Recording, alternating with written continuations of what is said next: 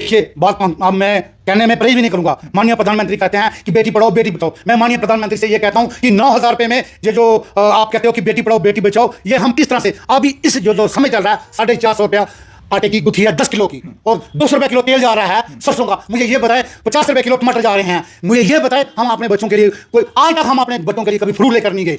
दिवाली का समय था, बड़े मीडिया कर्मी सारे आए थे, वो सारे पूछ रहे थे भाई हाँ दिवाली है, हमने अपने थाली के आगे गुड़ रखा था 30 रुपए किलो 60 रुपए किलो वाला आधा किलो गुड़ लेके हम थाली लेके बैठे थे कि हमने कहा आज हमने घर में नहीं जाना। हम रात को 11 बजे के करीब घर में गए थे। उस वक्त लोग अपना जश्न मनाते अपने अपने घरों में सोने की तैयारी कर रहे थे। जम्मू कश्मीर के अंदर समय के साथ सरकारें बदल रही हैं और सरकारें बदलने के साथ साथ सरकारी बाबों के बयान भी बदल रहे हैं।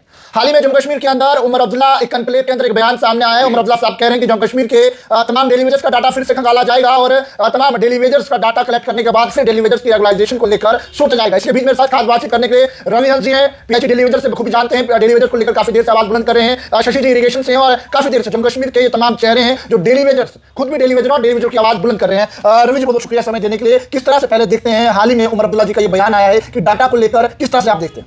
सबसे पहले तो आपके चैनल का बहुत बहुत धन्यवाद।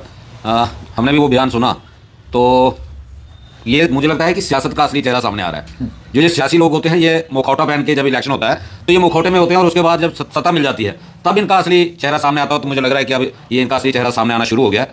मुझे ये समझ नहीं आया कि आखिर वो डाटा मांग किससे रहे हैं और किसका डाटा मांग रहे हैं। 2014 को शायद आपको भी याद होगा, 2014 में उमर अब्दुल्ला सीएम होते थे और उमर अब्दुल्ला जी ने एक कैबिनेट सब कमेटी का गठन किया था जिसकी ये ड्यूटी लगाई गई थी कि आप सभी डिपार्टमेंट के अंदर वेरीफाई करें actual number of daily wages.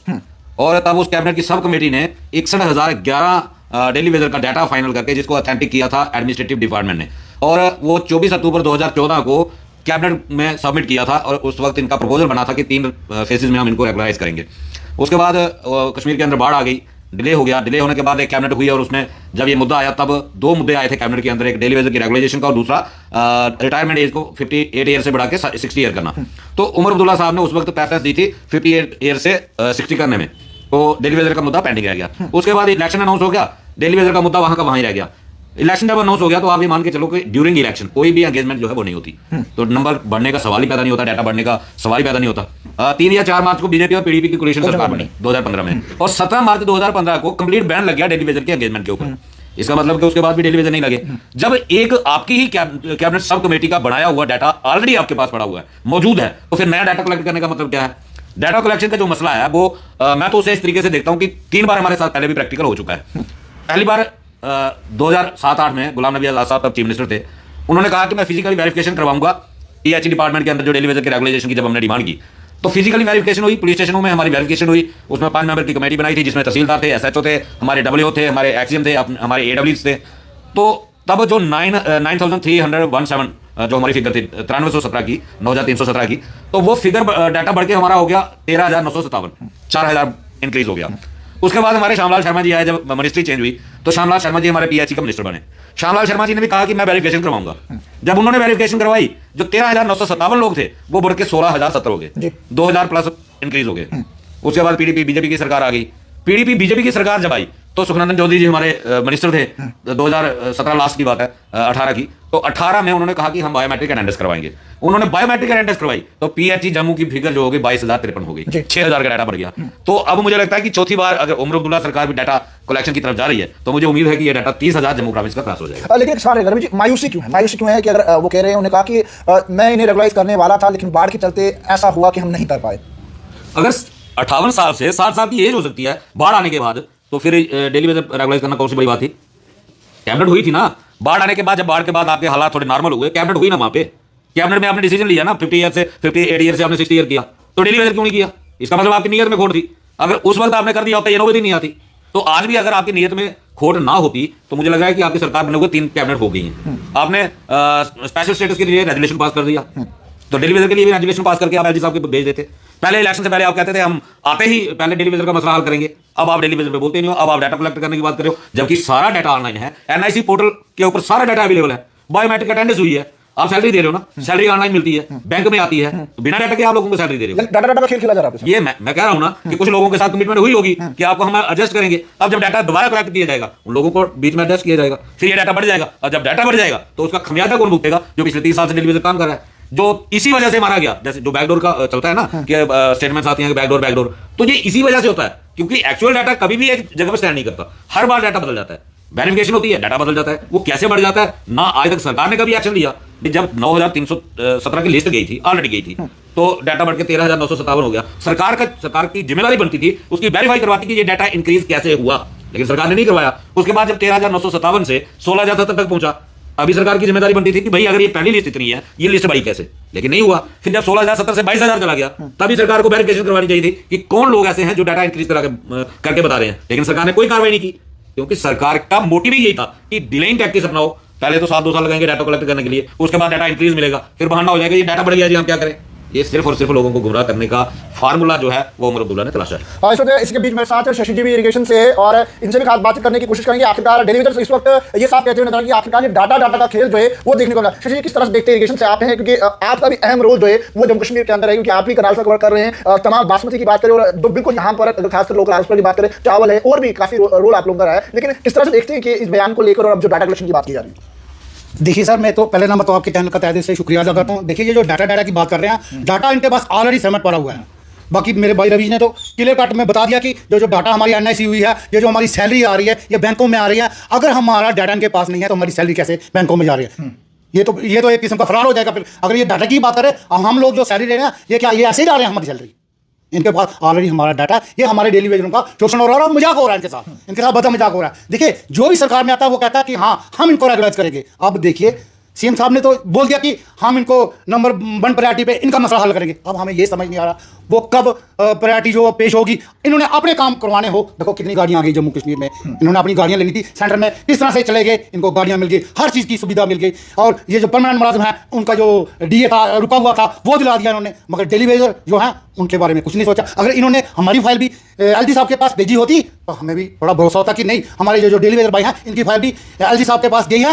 अब वो करते या ना करते वो बात की बात ही, मगर भेजी तो नहीं है इन्होंने। हाँ, अब हम फिर उम्मीद लगा रहे हैं, मगर मुझे लग रहा है ये हमारे साथ धोखा हो रहा है। शशि जी, एक सवाल रहेगा, जब एक सरकारी एम्प्लॉय रिटायर होता है, बड़े धूमधाम से ढोल बजाया जाता है, नाराएं डाली जाती है, मिठाई खिलाई जाती है, जब डेली वेजर्स में रिटायरमेंट होती है तो वो किस तरह से देखी जाती है?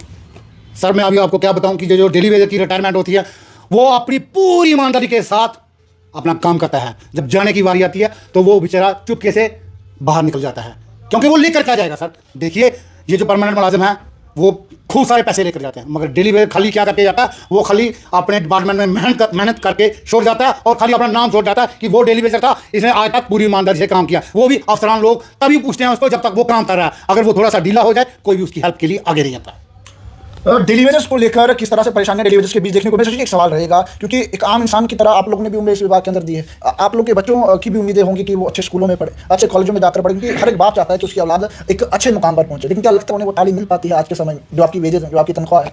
देखिए सर, हमारे बच्चे जो है ना वो तालीम से महरूम रह चुके हैं। इस बात को मत खोलिए। अगर हम अपनी ये बयानबाजी आपको सुनाएंगे तो हमारी आंखों से आंसू छलक पड़ेंगे। देखिए, 9,000 रुपया लेने वाला आदमी, 900 लेने वाला आदमी अपने बच्चों को रोटी खिलाए, अपने माँ बाप को दवाई के लिए कोई पैसा दे, या कभी कोई रिश्तेदारों में कोई शादी विवाह होता है वहाँ जाए, ये खाली खोखले वादे होते हैं। देखिए, बात मैं कहने में परहेज भी नहीं करूंगा। माननीय प्रधानमंत्री कहते हैं कि बेटी पढ़ाओ बेटी बचाओ। मैं माननीय प्रधानमंत्री से ये कहता हूं कि 9,000 रुपये में ये जो आप कहते हो कि बेटी पढ़ाओ बेटी बचाओ, ये हम किस तरह से अभी इस जो समय चल रहा है, 450 रुपया आटे की गुत्थी है 10 किलो की, और 200 रुपये किलो तेल जा रहा है सरसों का। मुझे ये बताए 50 रुपये किलो टमाटर जा रहे हैं। मुझे ये बताए हम अपने बच्चों के लिए कोई आज तक हम अपने बच्चों के लिए कभी फ्रूट लेकर नहीं गए।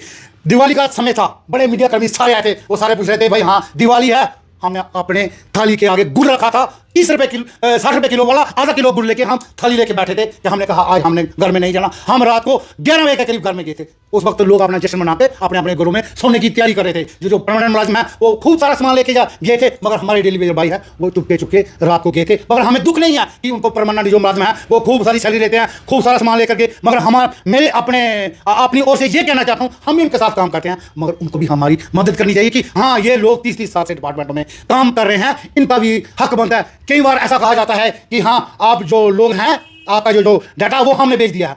जैसे अब आपने डाटे की बात की, कितनी बार वो डाटा बेचना हमें ये समझ नहीं आ रही। ये डाटा आखिरकार कब तक ये डाटे का जो सिस्टम है वो बंद होगा? डिलीवर परेशान है, डिलीवर को लग रहा है डाटा का खेल खेला जा रहा है। आखिर सवाल लेना चाहूँगा रवि जी, क्या आखिर में क्या कहना चाहेंगे, डिलीवर्स को क्या अपील करना चाहेंगे, या प्रधानमंत्री नरेंद्र मोदी उमर अब्दुल्ला तक अगर ये पैगाम पहुंचे तो क्या कहना चाहिए, क्या मैसेज कर रहे हैं? देखिए, सबसे पहले तो मैं डेली वेजर के लिए एक अपील करूंगा कि भाई अगर आप चाहते हो कि इस बंधुआ मजदूरी से मुक्ति हो, हम 61,000 की बात करते हैं, सरकार 1 लाख की बात करती है, लेकिन मैं सिर्फ इतना चाहूंगा कि सिर्फ 30,000 डेली वेजर 50%, जो हम डाटा 2014 का जो हमारे पास है, हम उसके हिसाब से कहते हैं कि 50% लोग जिस दिन सड़क पे आ जाओगे, इस सरकार को 24 घंटे के अंदर आपकी पॉलिसी देनी पड़ेगी। आपको कुछ नहीं करना है, सिर्फ और सिर्फ सड़क पे आके बैठना है। लेकिन अफसोस पता किस बात का है, हमारे एक तो डेली वेजर घरों से निकलते नहीं, 47 डिपार्टमेंट है जिनके अंदर डेली वेजर काम करते हैं। आपने देखा होगा कि आपको लड़ते 2 या 3 डिपार्टमेंट नजर आए होंगे, डीएचई, इरिगेशन, और ज्यादा से ज्यादा हमारे एस्टेट के साथी कभी कभी वो भी प्रोटेस्ट वगैरह कंटिन्यू करते हैं। उसके बिना कोई डिपार्टमेंट आपने देखा कि जो आके धरने पे बैठा हो, जिसने प्रोटेस्ट किया हो कि हाँ हम भी डेली वेजर हैं, हमारे साथ भी नाजायज हो रहा है? कमी यहाँ पे है, जिस दिन 30,000 डेली वेजर भी एक दिन सड़क पे आ गया तो उमर अब्दुल्ला सरकार को उसी दिन पॉलिसी अनाउंस करनी पड़ेगी, और केंद्र को भी। ऐसा नहीं है, हमें कोई जरूरत नहीं है कि मुर्दाबाद के नारे ही लगा के सब कुछ होगा या सड़कें जाम करनी, ऑलरेडी अपने आप हो जाएगा। सिर्फ आपको अपनी एकता दिखानी पड़ेगी। और दूसरा, उमर साहब के लिए मेरी सिर्फ और सिर्फ इतनी ही अपील है कि आपको पहले भी मालूम था इलेक्शन के समय कि आप यूटी के चीफ मिनिस्टर हैं, ये कोई नई बात नहीं है। और रही बात, अगर मैंने पहले भी एक चैनल पे कहा है कि आपकी नीयत में खोट है, वही आज आप नीयत दिखा रहे हो जो 2014 में दिखाई दी। वाकई अगर आपकी नीयत में खोट नहीं है तो आप अपना काम करो, आप डेली वेजर के लिए रेजुलेशन पास करके एलजी साहब के पास भेजो। उसके बाद क्या होगा वो हम देखेंगे, या वो एलजी साहब देखेंगे करते हैं नहीं करते हैं। लेकिन जब तक आप कैबिनेट से अप्रूवल करके, जैसे आपके पूर्व के फाइनेंस मिनिस्टर थे राठौर साहब, इलेक्शन के थोड़े दिन बाद उन्होंने एक इंटरव्यू में कहा था कि हमारी 2014 की कैबिनेट की सब कमेटी की रिपोर्ट जो है वो आज भी कैबिनेट सेक्रेटरी के अंदर मौजूद है। अगर वो रिपोर्ट आपके पास मौजूद है तो उस रिपोर्ट को उठाइए, उसको कैबिनेट में अप्रूवल दीजिए और एलजी साहब के पास अप्रूवल के लिए भेजिए, जैसे आपने डीए की फाइल भेजी थी। वरना यह साबित हो जाएगा कि आपकी नीयत खोटी है, अदरवाइज ये मसला इतना बड़ा नहीं है। और केंद्र सरकार से भी मेरी प्रधानमंत्री जी के लिए भी अपील है कि आपने हमेशा अपने मन की बात सुनाई है, मेहरबानी करके एक बार डेली वेजर के मन की बात सुन लें। जम्मू कश्मीर को आप कहते हो कि मेरा दिली रिश्ता है जम्मू कश्मीर के साथ, तो अगर आपका दिली रिश्ता जम्मू कश्मीर के साथ है, और आप दूसरी बात ये भी कहते हैं कि हम कानून से देश को चलाते हैं, हम संविधान की बड़ी इज्जत करते हैं, संविधान सर्वोपरि मानते हैं, तो अगर आप संविधान को सर्वोपरि मानते हैं तो उसी संविधान की धज्जियां जम्मू कश्मीर के अंदर उड़ाई जा रही हैं।